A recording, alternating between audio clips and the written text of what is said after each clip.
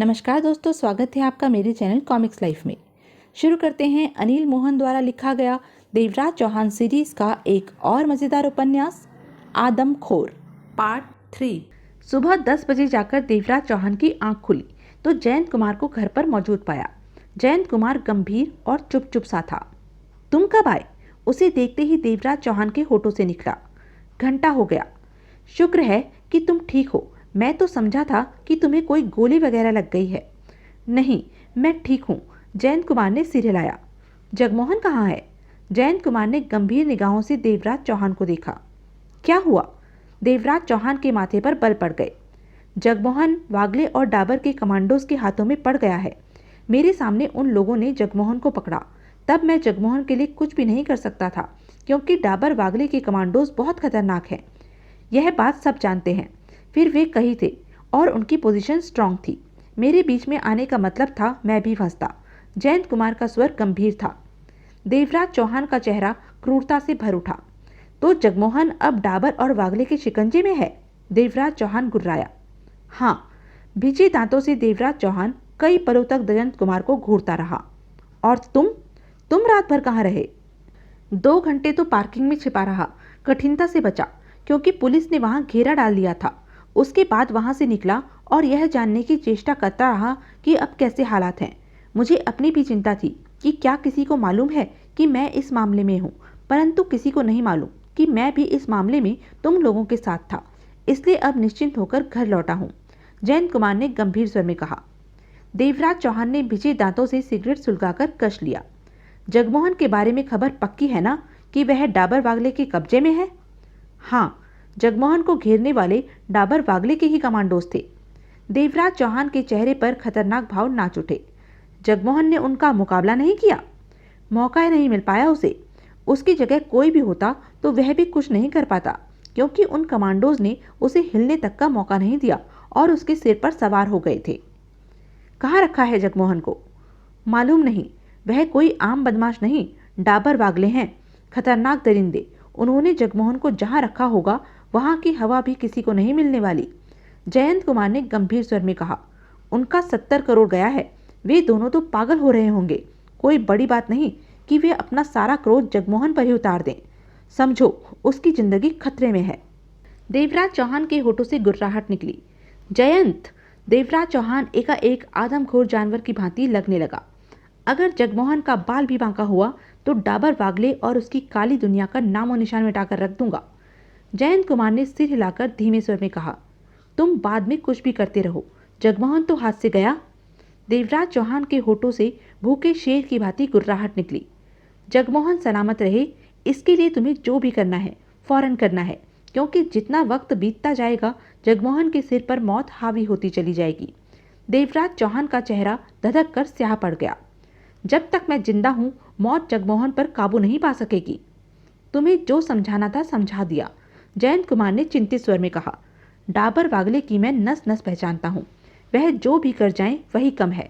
देवराज चौहान के चेहरे पर छाए दरिंदगी के भाव गहरे हो गए थे। इस मामले में मेरी कहीं जरूरत पड़े तो कह देना, जयंत कुमार बोला। वैसे मुझे इस बात का बहुत ही अफसोस है कि हम लूट नहीं कर सके। सारा माल हमारे हाथ से निकल गया। देवराज चौहान ने खा जाने वाली निगाहों से जयंत कुमार को देखा। पंचम खेड़ा और मजूमदार ने हमारी थाली में हाथ मारा है जयंत। भूखे शेर का खाना छीनकर वह चैन से नहीं रह सकेंगे। मैंने पहले ही खेड़ा को कह दिया था कि वह इस मामले में हाथ न डाले, वरना मैं उसे छोड़ूंगा नहीं, परंतु वह नहीं माना। कर ही गुजरा अपना काम और अब बहुत बुरा भुगतेगा। जयंत कुमार ने बेचैनी से पहलू बदला। एक बात की तुम्हें और खबर नहीं, देवराज चौहान ने कहा। पंचम खेड़ा और मजूमदार के साथ पठानिया भी लूट की योजना में शामिल था, अप्रत्यक्ष रूप से। जयंत कुमार जोरों से चौंका। क्या कह रहे हो? वही जो तुमने सुना। लेकिन यह कैसे हो सकता है? तुम्हें गलत फहमी हुई होगी। देवराज चौहान के चेहरे पर जहरीली मुस्कान फैलती चली गई। कम से कम इस मामले में मुझे कोई गलत फहमी नहीं हुई, देवराज चौहान ने दांत भींचकर क्रूरता भरे स्वर में कहा। जब लूट जारी थी और मैंने लूट को रोकने के लिए कुछ करना चाहा तो पठानिया ने अपनी रिवॉल्वर के दम पर मुझे रोक दिया। पठानिया का मानना था कि वह इस लूट में खेड़ा का साथी है और आधे गार्ड भी उसके इशारे पर मुकाबले का कोई इरादा नहीं रखते। हरामजादा! एकाएक जयंत कुमार के होठों से निकला। डाबर वागले को पठानिया की असलियत मालूम होनी चाहिए ताकि साला कुत्ते की मौत मरे। कोई फायदा नहीं, देवराज चौहान ने पूर्वता लहजे में कहा। मैंने पठानिया को ऐसे ही धमकी दी थी और जवाब में उसने जो कहा बिल्कुल ठीक कहा था। पठानिया का कहना था कि डाबर वागले कभी भी उसके गद्दार होने पर विश्वास नहीं करेंगे। पठानिया पंचम खेड़ा की पूरी सहायता कर रहा था, उसे राह दिखा रहा था, तो खेड़ा का सफल होना लाजमी था। जयंत कुमार ने एकाएक कहा, पठानिया तो अब पूरी कोशिश करेगा कि तुम्हारा पत्ता साफ कर दे। हाँ, वह इस बारे में सोचेगा अवश्य, परंतु ऐसा कुछ कर पाने का हौसला शायद ही इकट्ठा कर पाए, क्योंकि मजूमदार के कारण सबने जान लिया है कि मैं ठक्कर बाबा नहीं, देवराज चौहान हूँ, और देवराज चौहान के खिलाफ उतरने से पहले वह 20 बार सोचेगा। वैसे पठानिया ने पंचम खेड़ा के साथ मिलकर समझदारी का सौदा नहीं किया। क्या मतलब? पठानिया पंचम खेड़ा के साथ मिला, मजूमदार भी बीच में है, 3 हिस्से होंगे। ऐसे में पठानिया को गद्दारी करके इतना बड़ा खतरा मोल लेकर क्या मिला? सिर्फ तीसरा हिस्सा, जबकि पठानिया को कम से कम आधा मिलना चाहिए था, तभी गद्दारी का मजा था। देवराज चौहान कंधे उचकाकर रह गया। यह बात पठानिया जाने कि अपने लिए वह ठीक कर रहा है या गलत, लेकिन इन लोगों ने हमें तगड़ा नुकसान पहुंचाया है। यह इत्तेफाक ही रहा। जब हमने 70 करोड़ लूटने की योजना बनाई, ठीक तब ही इन लोगों ने बनाई, और हमसे सिर्फ 20 मिनट पहले ही ये लोग हरकत में आए। अगर हमें जरा भी भनक होती कि ऐसा कुछ होने जा रहा है, तो हम एक दिन पहले ही यह लूट कर डालते। हमारी सारी योजना बेकार होकर रह गई। तुम्हें मालूम तो था कि पंचम खेड़ा भी ऐसा कुछ करने का इरादा रखता है? हाँ, एहसास था मुझे, परंतु यह नहीं पता था कि जिस दिन हम लूट करेंगे, हरकत में आने का जो समय हमारा होगा, इत्तेफाक से वही समय उन लोगों का होगा। यह तो वास्तव में खतरनाक इत्तेफाक रहा था। दौलत राम की कोई खबर? देवराज चौहान ने पूछा। नहीं, वैसे मेरा ख्याल है कि वह ठीक ही होगा, जयंत कुमार ने कहा। उसके पास रिवॉल्वर थी, वह कोशिश करता तो आंख प्रूफ रूम में कविता देसाई की योजना फेल कर सकता था। देवराज चौहान ने जवाब में कुछ नहीं कहा। जयंत कुमार ने सिगरेट सुलगाई और कश लेकर बेचैनी भरे स्वर में कह उठा, एक बात और सुनने को मिली है, परंतु वह बात गले से नीचे नहीं उतर रही। क्या? 70 करोड़ की लूट तो कामयाब हो गई थी, परंतु उन लोगों के हाथ कुछ नहीं लगा। मैं समझा नहीं। देवराज चौहान के माथे पर बल पड़ गए। 70 करोड़ का सोना वैन में रख दिया गया था, परंतु मेरे और जगमोहन के बीच में आने के कारण वे लोग वैन तक न पहुंच सके और सोने से भरी वैन को कोई तीसरा ही ले उड़ा। देवराज चौहान की आंखों में हैरानी उभरी। क्या कह रहे हो? सुनने में आया है कि ऐसा कुछ हुआ है, जयंत कुमार ने धीमे स्वर में कहा। तो वैन कौन ले उड़ा? मालूम नहीं, किसी को नहीं मालूम, कोई भी इस बात का जवाब नहीं जानता। तुम्हारा मतलब कि पंचम खेड़ा, मजूमदार और पठानिया के हाथ सोना नहीं लगा? कम से कम अभी तक तो नहीं लगा। जयंत कुमार के शब्दों में विश्वास के भाव थे।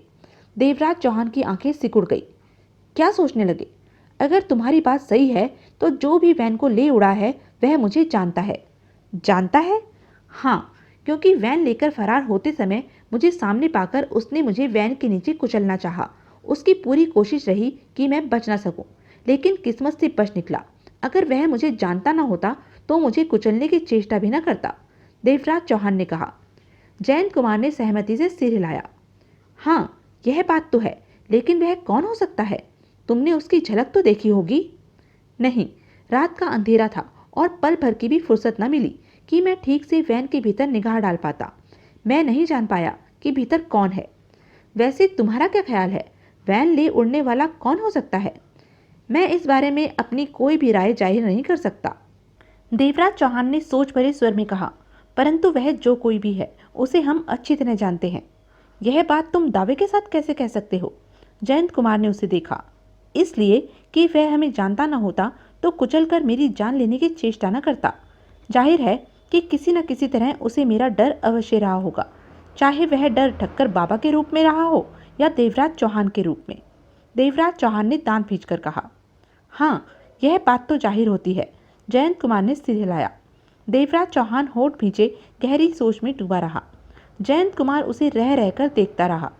जब देवराज चौहान कुछ नहीं बोला तो एकाएक जयंत कुमार ने कहा, अब क्या करना है? देवराज चौहान ने निगाहें उठाकर जयंत कुमार को देखा। जगमोहन को डाबर वागले के कब्जे से निकालना है मैंने, देवराज चौहान ने दांत भींचकर कहा। और 70 करोड़ का सोना? जयंत कुमार की आंखें सिकुड़ गई। जब तक जगमोहन डाबर बागले के कब्जे में है, मुझे सोने में कोई दिलचस्पी नहीं। यह क्या कह रहे हो देवराज चौहान? क्यों, क्या गलत कह दिया मैंने? 70 करोड़ के सोने के बारे में तुम अपना विचार छोड़ रहे हो जगमोहन के कारण? देवराज चौहान के चेहरे पर दरिंदगी के भाव उभरे। जयंत, जगमोहन का मेरे साथ कोई रिश्ता नहीं है, लेकिन वह मेरे लिए बहुत कीमती है। दुनिया भर की दौलत एक तरफ रख दी जाए और एक तरफ जगमोहन हो, तो मैं जगमोहन का ही हाथ पकड़ूंगा। दौलत हासिल करना मेरे लिए मामूली काम है, परंतु जगमोहन जैसे इंसान को दोबारा हासिल नहीं किया जा सकता। मैं उसे ऐसी बुरी मौत नहीं मरने दूंगा और डाबर बागले मनमानी करके उसके साथ खिलवाड़ करके उसकी जान ले। जयंत कुमार की निगाहें देवराज चौहान पर टिकी रही। तुम सोच रहे होंगे कि मात्र एक इंसान की खातिर मैं यह नहीं सोच रहा, जयंत कुमार ने धीमे स्वर में कहा। बल्कि मैं तो यह सोच रहा था कि खतरनाक इश्तिहारी मुजरिम देवराज चौहान जैसा इंसान करोड़ों की दौलत को महत्व नहीं दे रहा, बल्कि अपने साथी को, दोस्त को महत्व दे रहा है। उसके लिए बड़ी से बड़ी दौलत छोड़ने को तैयार है। कौन कहता है कि देवराज चौहान बुरा इंसान है? पुलिस और कानून कहता है। देवराज चौहान के चेहरे पर अजीब सी मुस्कान उभरी। माना ऐसा है क्योंकि तुम पुलिस और कानून के खिलाफ चलते हो, परंतु कभी भी आम जनता तुम्हारे खिलाफ नहीं हुई, क्योंकि तुमने किसी निर्दोष को नहीं सताया। देवराज चौहान ने कंधे उचकाकर कहा। निर्दोष भी मेरे हाथों अवश्य पिसे होंगे, परंतु अनजाने में। जानबूझकर मैंने किसी बेगुनाह को नहीं सताया, देवराज चौहान ने गहरी सांस लेकर कहा। जयंत कुमार ने एकाएक कुछ नहीं कहा। तो अब तुम्हारा फैसला पक्का है कि तुम सोने की तरफ तवज्जो नहीं दोगे? हाँ, जब तक जगमोहन डाबर बागले की कैद में है, तब तक मैं जगमोहन को उनकी कैद से आज़ाद करवाऊंगा। उसके बाद ही कुछ और सोचूंगा, देवराज चौहान ने कहा। हालांकि मुझे यह फैसला अच्छा नहीं लग रहा, परंतु मैं इस बारे में तुम्हारे साथ कोई जबरदस्ती नहीं कर सकता, क्योंकि हम में जो बात तय थी, लूट तक की तय थी। उसके बाद ऐसा कुछ तय नहीं था। जो हालात अब पैदा हो गए हैं, मैं फिर कहता हूँ, अगर तुम्हें किसी मामले में मेरी ज़रूरत पड़े तो कह देना। वैसे मैं अब सोने के पीछे ही रहूँगा। 70 करोड़ का सोना यूं ही नहीं छोड़ सकता। मैं पूरा नहीं तो कुछ तो हासिल करूँगा ही। दौलत राम मिला तो उससे भी बात कर लूँगा कि वह इस मामले में मेरा साथ देगा कि नहीं। वैसे वह देगा, क्योंकि पैसे की उसे भी ज़रूरत है। 70 करोड़ जैसी रकम को वह इस तरह आसानी से नहीं जाने देगा। तुम लोगों के मन में जो आए करो। वैसे तुम्हारा क्या ख्याल है, जगमोहन को डाबर बागले की कैद से निकाल लोगे? हाँ, इस बात का मैं दावा करता हूँ कि चाहे जैसे भी हो, जगमोहन का बिना बाल बांका हुए उसे मैं डाबर बागले से हासिल कर लूँगा, देवराज चौहान ने दरिंदगी भरे स्वर में कहा। जयंत कुमार के चेहरे पर असहमति के भाव उभरे। इस काम को तुम जितना आसान समझ रहे हो, यह उतना आसान नहीं है। देवराज चौहान के चेहरे पर क्रूरता से भरे भाव उभरे। मेरे लिए ऐसा कोई काम भी कठिन नहीं है, खास तौर से जबकि जगमोहन की जिंदगी का सवाल हो। जगमोहन को कुछ होने का मतलब है पूरे अजमेर में तबाही मच जाना, खून की नदियां बह जाना। समझे? जगमोहन सही सलामत मुझे मिलेगा। जयंत कुमार ने कुछ नहीं कहा। इन हादसों के दौरान मैं तुम्हारे यहाँ रहूं तो कोई ऐतराज? जयंत कुमार के होठों पर सरल मुस्कान उभरी। देवराज चौहान, जिन हालात से तुम गुजर रहे हो और आने वाले वक्त में गुजरने वाले हो, उसे देखते हुए कोई भी तुम्हें अपने यहाँ जगह नहीं देगा, क्योंकि डाबर बागले उसकी जान तो छोड़ेंगे नहीं। लेकिन मैं तुम्हारे को किसी भी कीमत पर मना नहीं कर सकता, क्योंकि मेरी निगाहों में डाबर बागले से कहीं ज़्यादा कीमत तुम्हारी है। हम पुरानी पहचान वाले हैं। देवराज चौहान ने गंभीर स्वर में कहा। सोच लो, अगर डाबर बागले को या पठानिया को मालूम हो गया कि मैं तुम्हारे यहाँ पर डेरा डाले हुए हूँ, तो वे लोग पहला निशाना तुम्हें ही बनाएंगे। जयंत कुमार के चेहरे पर पहली बार वहशी मुस्कान उभरी। देवराज चौहान, तुम मुझे जानते हो? हाँ। कितना जानते हो? देवराज चौहान ने जयंत कुमार की आंखों में झांका। देवराज चौहान, तुम मुझे उतना ही जानते हो जितना कि मैंने तुम्हें जानने दिया। वक्त आने पर मैं उन लोगों के लिए आंधी तूफान बन सकता हूँ, मौत का पैगाम बन सकता हूँ। देवराज चौहान की निगाहें जयंत कुमार के चेहरे पर टिकी रही। मन ही मन उसने महसूस किया कि जयंत कुमार जो कह रहा है वह कर गुजरने का हौसला भी उसमें है। मैं तब तक ही चुप रहता हूँ जब तक मुसीबत का पहाड़ मेरे सिर पर नहीं टूटता। पहाड़ टूट जाए तो फिर मैं आगा पीछा नहीं देखता, जयंत कुमार ने दरिंदगी भरे लहजे में कहा। मैं उतना ही किसी से डरता हूँ जितना कि किसी से डरने की ज़रूरत होती है। अच्छी आदत है। देवराज चौहान मुस्कुराया। जयंत कुमार ने सिगरेट ऐश ट्रे में डाली। तुम मेरी परवाह मत करो और आराम से यहाँ रहो। यहाँ रहकर अपने सारे काम निपटाओ। जो करना हो करो। अगर कोई बात मुझ पर आती है तो मैं उसे संभाल लूँगा। जयंत कुमार की हिम्मत पर देवराज चौहान मुस्कुराया। और तुम 70 करोड़ के सोने की तलाश करोगे? हाँ, इतनी बड़ी दौलत को मैं यूं ही किसी के हाथ जाने नहीं दे सकता, जयंत कुमार ने दृढ़ स्वर में कहा। खेड़ा, मजूमदार, पठानिया भी यही काम करेंगे और मैं भी यही काम करूंगा, यानी कि 70 करोड़ के सोने की तलाश। मैं इतनी आसानी से सोना छोड़ने वाला नहीं। बेहतर होगा दौलत राम को अपने साथ मिला लो। तुम अकेले हो। बात करूंगा दौलत राम से। उसे आना चाहिए था। मालूम नहीं कि वह आया क्यों नहीं। डाबर वागले से कहाँ मुलाकात हो सकती है? जयंत कुमार ने देवराज चौहान को देखा, फिर कह उठा, ऐसा करके तुम खतरनाक कदम उठाओगे। मेरी बात का जवाब दो। जयंत कुमार ने बता दिया कि डाबर वागले से कहाँ मुलाकात हो सकती है। यह वह जगह थी जहां पंचम खेड़ा ने लूट के बाद सोना लाना था, जो कि गुप्त जगह थी, जिसके बारे में खेड़ा के मुताबिक कोई नहीं जानता था। सुनील मजूमदार को यह जगह अच्छी लगी। मेन सड़क की तरफ ऑफिस था, पीछे गोदाम जैसी जगह, काफ़ी खुला बंद अहाता था और ऊपर रिहाइश के लिए 4 कमरे। ऊपर के हिस्से में जाने के लिए भीतर से भी रास्ता था और पीछे से भी। हर लिहाज से वह सुरक्षित जगह थी। अगर दुश्मनों को इस जगह की जानकारी न मिले तो। सिर्फ आधा घंटा पहले ही मजूमदार वहां पहुंचा था, नाइट रेस्टोरेंट से सीधा यहाँ। इस समय रात का 1:30 बजा था। मजूमदार इस समय हद से ज़्यादा बेचैन नजर आ रहा था। लूट के बाद जब वहां से खिसकने का मौका मिला तो उसे सिर्फ यही जगह याद रही जो सुरक्षित थी। अब पंचम खेड़ा के अन्य किसी ठिकाने पर तो डेरा जमाया नहीं जा सकता था, क्योंकि खेड़ा ने वागले डाबर के खिलाफ जो कदम उठाया था उसके कारण खेड़ा के सारे ठिकाने खतरे में भर उठे थे। डाबर वागले ने अब पंचम खेड़ा का कुछ भी सलामत नहीं छोड़ना था। अब तो खेड़ा को भी पनाह के लिए जगह चाहिए थी। सुनील मजूमदार को एक तरह से जबरदस्त झटका लगा था। 70 करोड़ की सफल डकैती वे कर चुके थे। कोई अड़चन बाकी नहीं बची थी। सब कुछ ठीक ठाक निपट चुका था और लास्ट मौके पर निकलते निकलते जाने किन लोगों ने उनका खेल बिगाड़ दिया था। लूट का माल बाहर पहुंचते ही उन्होंने फायरिंग शुरू कर दी थी और उन्हीं लोगों के कारण उनके हाथ कुछ नहीं लगा था। उनके गनमैन मारे गए। आखिर में 2-4 ही बचे थे और सोने से भरी वैन को वे लोग ले उड़े थे। सब कुछ पाकर भी वे खाली के खाली ही रह गए थे। मजूमदार की समझ में नहीं आ रहा था कि वैन ले उड़ने वाले कौन लोग हैं। कौन ऐसा हिम्मत वाला आ गया जो उनके हाथों से माल छीनने की कुव्वत रखता हो। बहरहाल जो भी हो, माल उनके हाथ में आकर भी निकल गया था। कोई और बात होती तो वह परवाह नहीं करता, परंतु 70 करोड़ जैसी रकम को तो वह छोड़ने की सोच भी नहीं सकता था।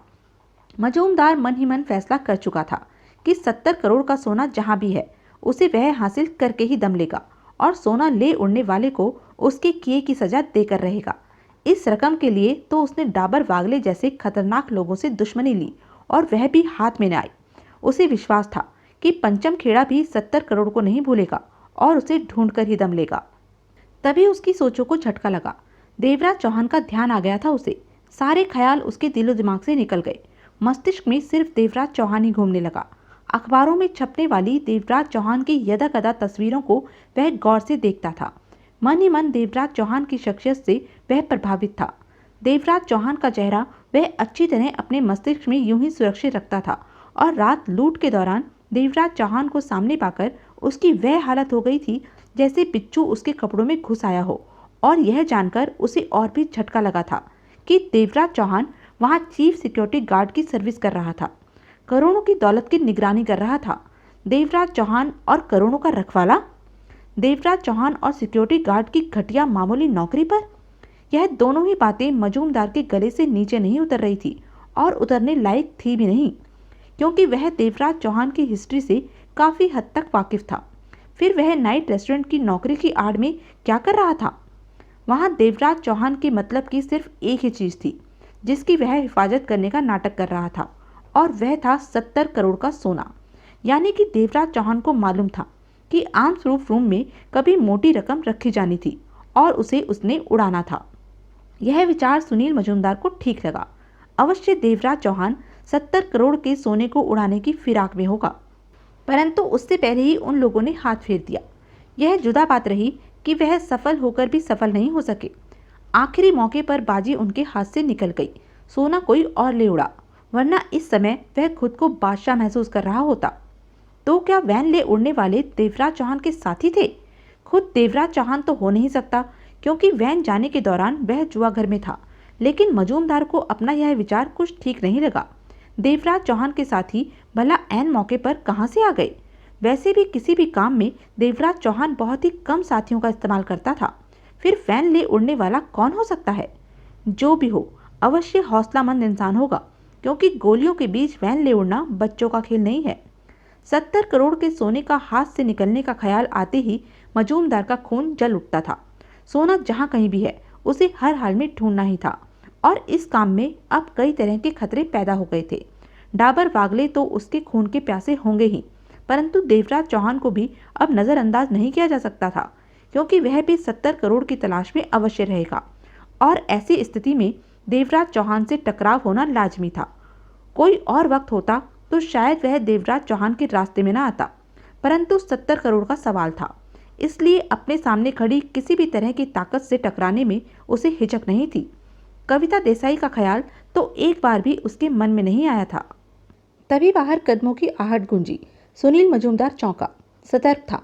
अगले ही पल रिवॉल्वर की नाल चमकने लगी। निगाहें बंद दरवाजे पर जा टिकी। अगले ही पल धीमी से दरवाजा थपथपाया गया। मजूमदार दरवाजे के पास पहुंचा। कौन? खेड़ा। बाहर से खेड़ा की धीमी आवाज आई। मजूमदार ने दरवाजा खोल दिया। सामने पंचम खेड़ा खड़ा था, क्रोध से भरा चेहरा, हाथ में रिवॉल्वर। दोनों की आंखें मिली। खेड़ा ने सर्द लहजे में पूछा, भीतर सब ठीक है? हाँ। अकेले हो?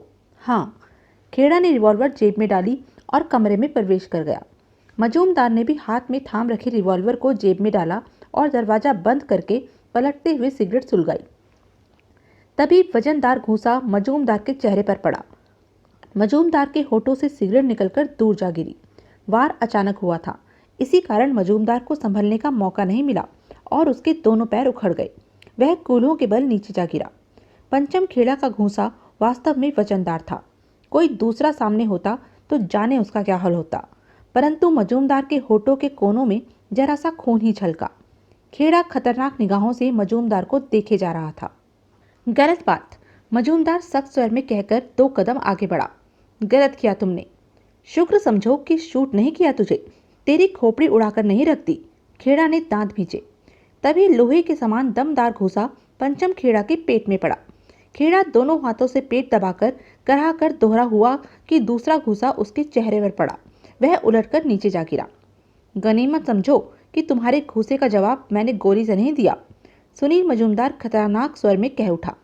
वैसे तेरी क्या मां मर गई है जो उसका गुस्सा मुझ पर उतार रहा है? पंचम खेड़ा उछलकर खड़ा हो गया। तूने मुझ पर हाथ उठाया? खेड़ा ने गुर्राकर कहा और रिवॉल्वर निकाल ली। अगले ही पल मजूमदार के हाथ में भी रिवॉल्वर चमक उठी। चेहरे पर जैसे क्रूरता के भाव भर आए थे। दोनों के रिवॉल्वरों का रुख एक दूसरे की तरफ था। कमरे में मौत का सर्द सन्नाटा व्याप्त हो गया था। पहली गोली तू चलाएगा या मैं चलाऊं? मजूमदार ने वहशी स्वर में कहा। मत भूल, मैं पंचम खेड़ा हूं। पंचम होगा, तेरे जैसे खेड़े मैंने बहुत देखे हैं। मजूमदार उसकी बात काटकर गुर्राया। मेरे बारे में भूल गया था? कभी सुना नहीं तूने कि मैं क्या हूं?